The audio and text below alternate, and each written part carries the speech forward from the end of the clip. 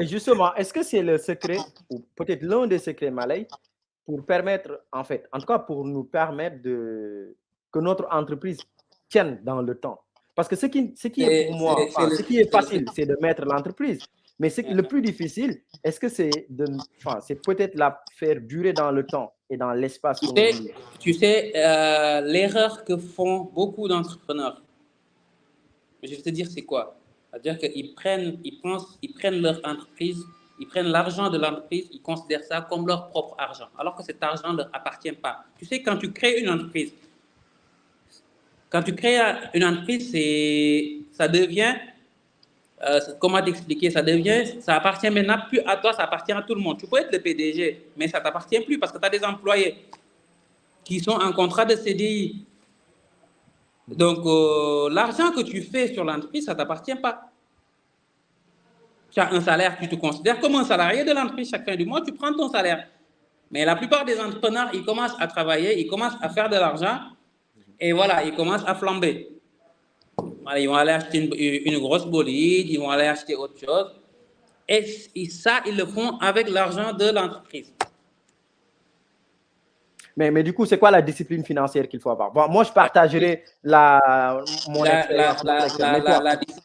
La discipline financière qu'il faut avoir, c'est-à-dire qu'il faut se dire que en tant que attends, chef... excuse-moi de te couper, Malay. Parce que quand tu es chef d'entreprise et que tu as des fonds, par exemple, moi aujourd'hui, Human Resources Advising n'est pas ma source principale de revenus. J'ai d'autres sources de revenus qui viennent d'ailleurs, tu vois.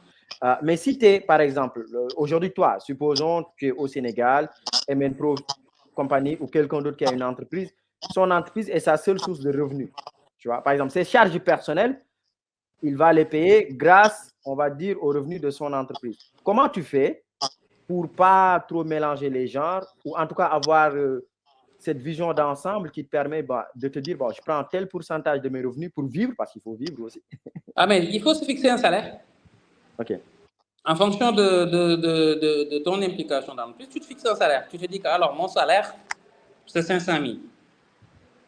C'est un exemple que je donne. Mon salaire, c'est 500 000. Chaque fin du mois, le bulletin de salaire qui sera fait pour toi, tu as un comptable. C'est-à-dire que voilà, c'est-à-dire qu'il ne faut pas être le seul à prendre des décisions. Parce que si tu es le seul à prendre des décisions, tu feras n'importe quoi. Il faut avoir quelqu'un derrière. Il faut avoir un comptable, un gestionnaire qui va te dire non, tu ne peux pas. Même si c'est ton entreprise, tu ne peux pas.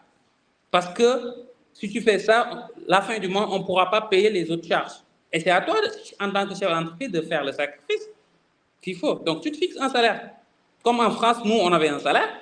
Ouais, pour toi, c'est l'une des disciplines entrepreneuriales qu'il faut. Entrepreneur, il faut un salaire.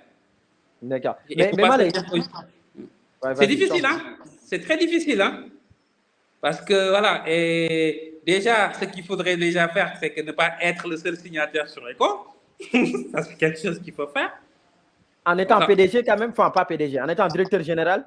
En étant directeur général, ne pas être le seul signataire sur les comptes. Parce que là, tu peux... Voilà, mais après, tu sais, moi, je t'explique quelque chose. Hein. Tu sais, quand c'est ton projet et que vraiment ça te tient à cœur, en fait, tu feras tout pour ne pas commettre ces erreurs-là. Parce que tu sais, de là où tu viens, tu sais tous les montagnes que tu as gravies jusqu'à arriver à ce stade-là. À tes premiers clients. À tes premiers clients. Donc, tu ne te permettras pas de faire des conneries.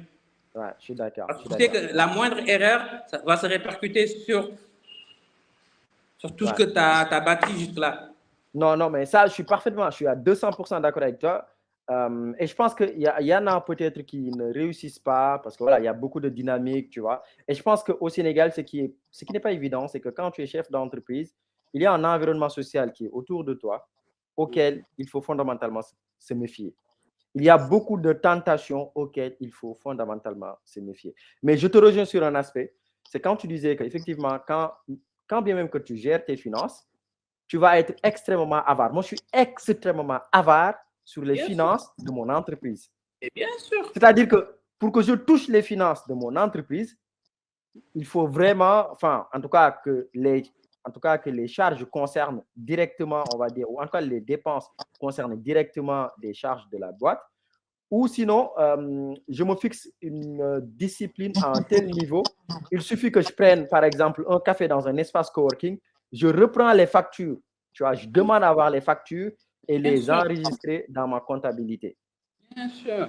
Bien Tu vois, sûr. je pense qu'il faut arriver à ce niveau-là d'exigence autour de toi, autour de l'entreprise, pour ne pas tomber, ne pas... C'est ce qui fait la différence. C'est vraiment ce qui fait la différence. Hein. Parce que le moindre café que tu achètes avec les sous de l'entreprise, il faudra le justifier.